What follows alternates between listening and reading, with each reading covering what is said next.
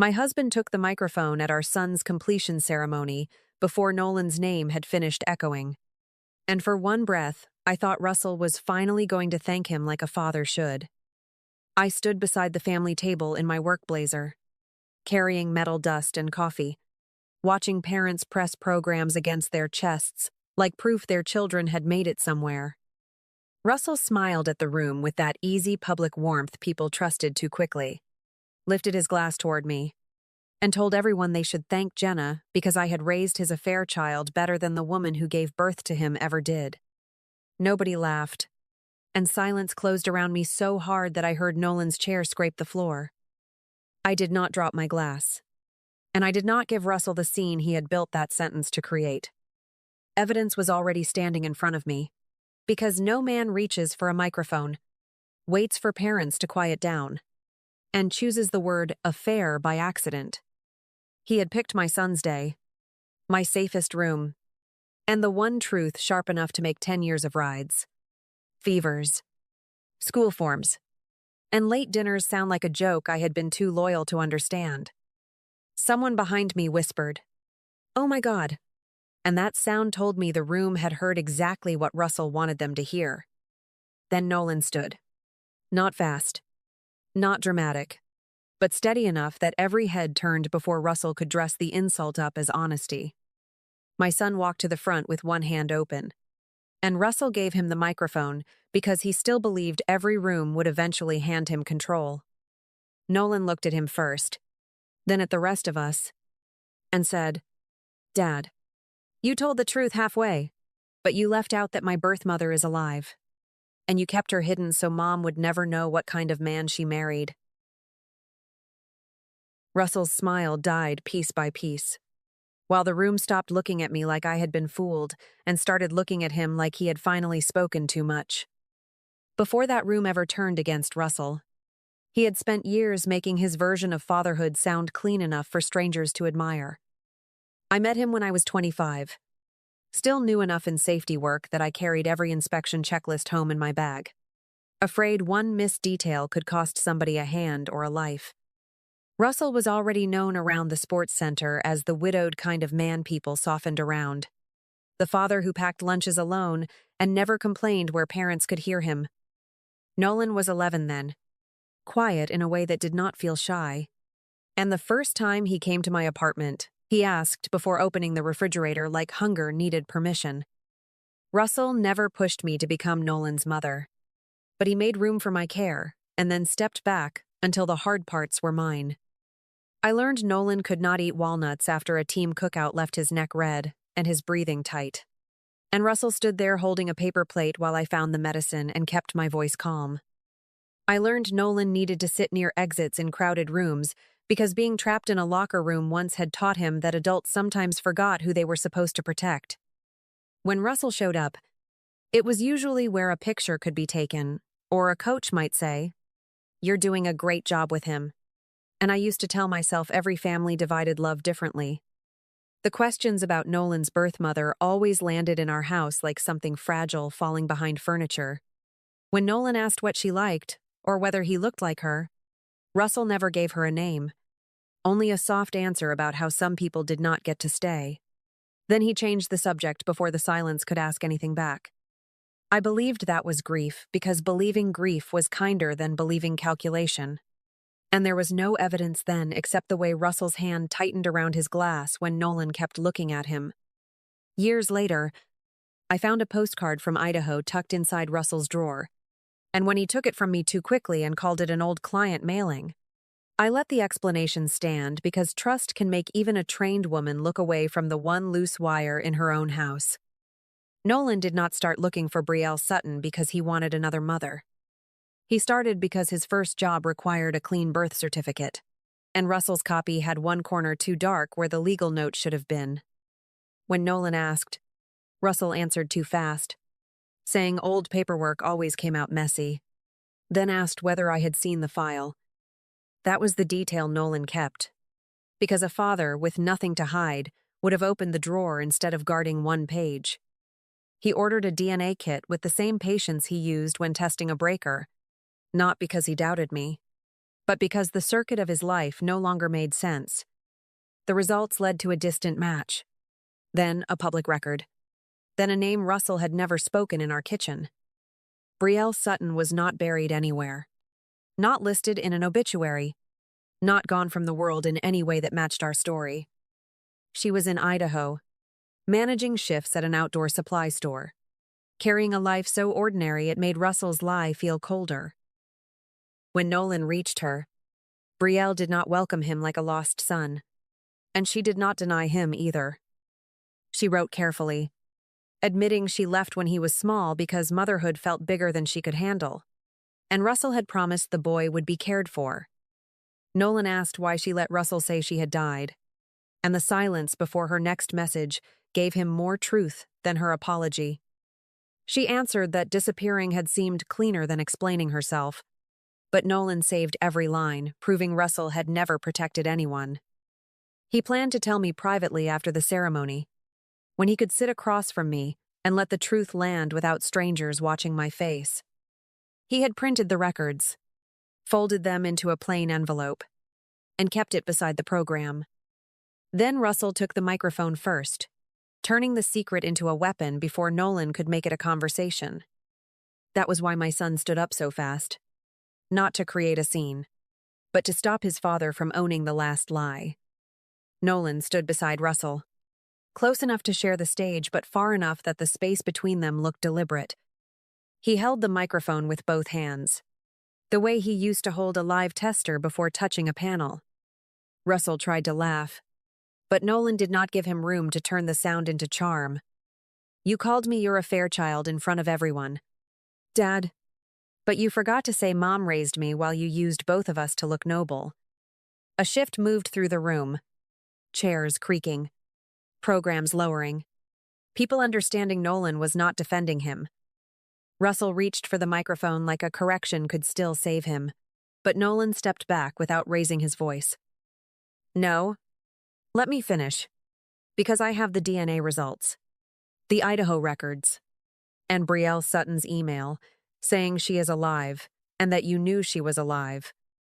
Russell snapped that grown people make complicated choices, but Nolan answered before pity could gather, saying complicated is not dead, and protecting me is not lying to the woman who packed my lunches. The name Brielle landed hard because I saw Darren Holt turn toward Russell with the look of a man remembering every family story he had repeated to parents and staff. A mother near the aisle pressed her program flat against her lap, and another parent stopped whispering when Nolan said Brielle left because she did not want motherhood, not because a hospital room took her from him. He did not make her a monster, and that made the truth sharper, because he gave each person the part they had chosen. Russell had chosen the lie, Brielle had chosen silence, and I had chosen a boy who still looked at me like home.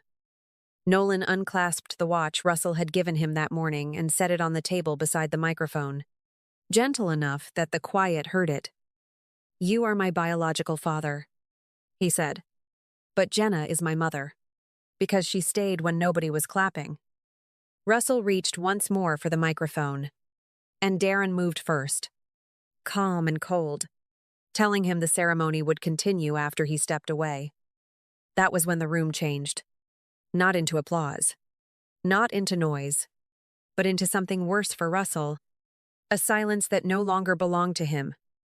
We did not go back to the house, because that house still had Russell's jacket on the chair and the old version of our family breathing in every room.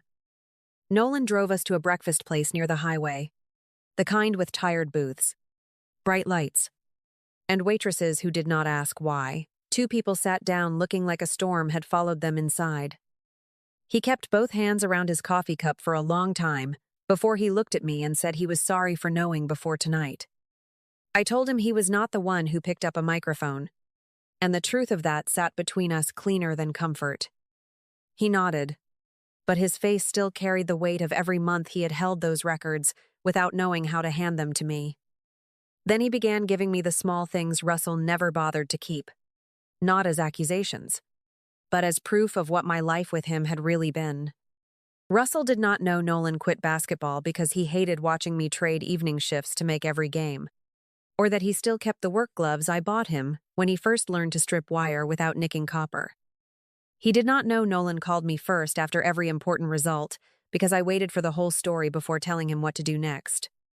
That was when the fear I had carried for years finally loosened its grip, not because someone made a speech, but because my son had found Brielle alive and still sat across from me calling me Mom. My phone kept lighting up beside the napkin dispenser. Russell's name appearing and disappearing like persistence could become innocence if it rang enough times. Marlowe texted that people from the ceremony were asking if I needed witnesses, and Darren Holt sent one careful message saying he needed to speak with Russell about the family story Russell had used in staff records and community references. I turned the screen face down, because the only evidence I needed that night was Nolan drinking bad coffee across from me, choosing to stay after every lie had been named. Marlowe came with me the next morning, not because I needed someone to be angry for me, but because she knew how quickly pain could blur paperwork. We sat at my kitchen table with Russell's old folders spread between coffee cups, and she kept pulling me back to what could be proven whenever my hand stopped on some familiar handwriting. A family attorney told me plainly that being lied to in a marriage did not turn grief into a lawsuit, but forged signatures, false statements, and records used for workplace benefit belonged in a different category. That was when Marlowe slid 2 old forms across the table and tapped the signature line, where the F in Pharaoh leaned wrong. The forms were not dramatic by themselves, and that made them harder to dismiss. One described Russell as a single father without stable support, even though I had been the person taking Nolan to appointments, school meetings, and late practices when Russell wanted the praise without the hours. Another had been used in a community reference packet at the sports center, the kind of polished family story Darren Holt had trusted because Russell knew how to sound humbled in front of parents. My attorney did not promise a grand punishment, only a clean process. And that steadiness helped me breathe because I wanted doors locked, not fireworks. Darren moved faster than I expected, but not carelessly. He pulled Russell from parent meetings and public events while the center reviewed the staff records, explaining that the problem was not an affair from years ago, but a manager using a false family history to build trust with families and younger employees. Russell called it humiliation when he left me a voicemail, but I kept hearing his own voice from the ceremony, thanking me like my life had been a trick he had performed successfully. Then Brielle answered Nolan's email with one careful paragraph admitting Russell knew she was alive and that she had stayed silent because disappearing seemed easier than explaining herself. That message did not make her brave, and it did not make Russell less responsible, but it closed the last exit he could have used to say he had only lied because the truth was impossible. Russell came to the house after Darren pulled him from parent meetings, when Nolan and I were sorting shirts and new boots across the dining table. Through the glass, he looked smaller than the man who had held that microphone, one hand in his pocket, the other gripping keys he had no right to use anymore.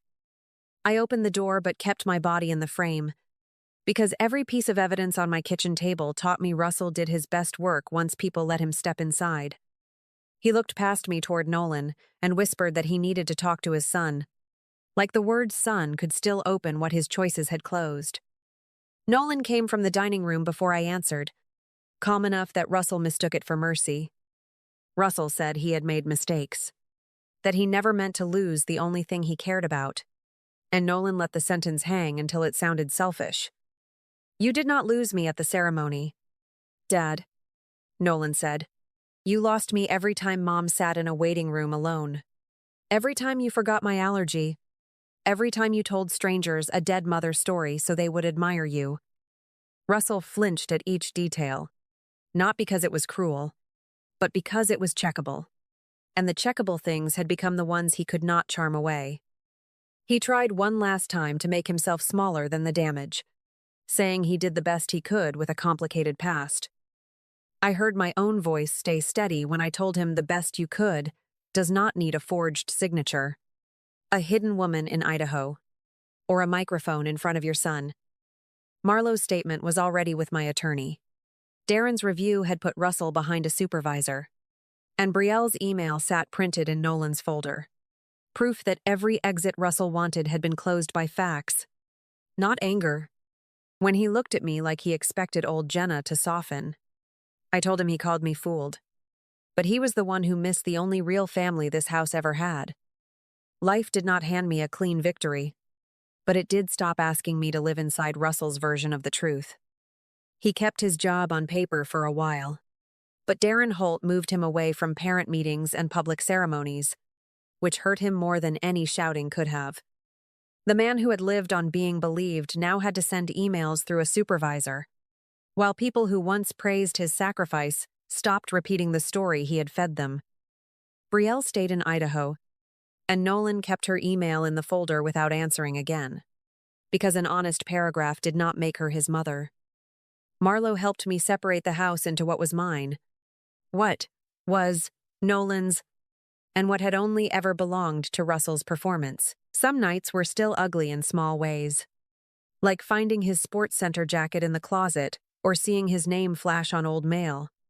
But those things no longer pulled me backward. Nolan started work with a public school maintenance crew, and he invited me to the tool issue meeting like it was the most ordinary thing in the world. When his supervisor asked who had come with him, Nolan nodded toward me and said, "This is my mom. She taught me to check the power before trusting any switch." I stood there watching him sign for his tools, hands steady around the clipboard, and I understood why Russell's microphone had failed. He had tried to turn 10 years of motherhood into one dirty sentence, but the life Nolan carried into that room had already answered him. Russell gave the room a secret, and Nolan gave it proof. By the time we walked back to the parking lot, I did not feel rescued, only returned to myself, because the truth had finally said my name in my son's voice. Tonight, I'm not asking you to carry anger with me. Remember the people who stayed when love was inconvenient, quiet, and unseen. Some families are not proven by blood, but by every ordinary day someone chooses not to leave. That is where my peace finally began.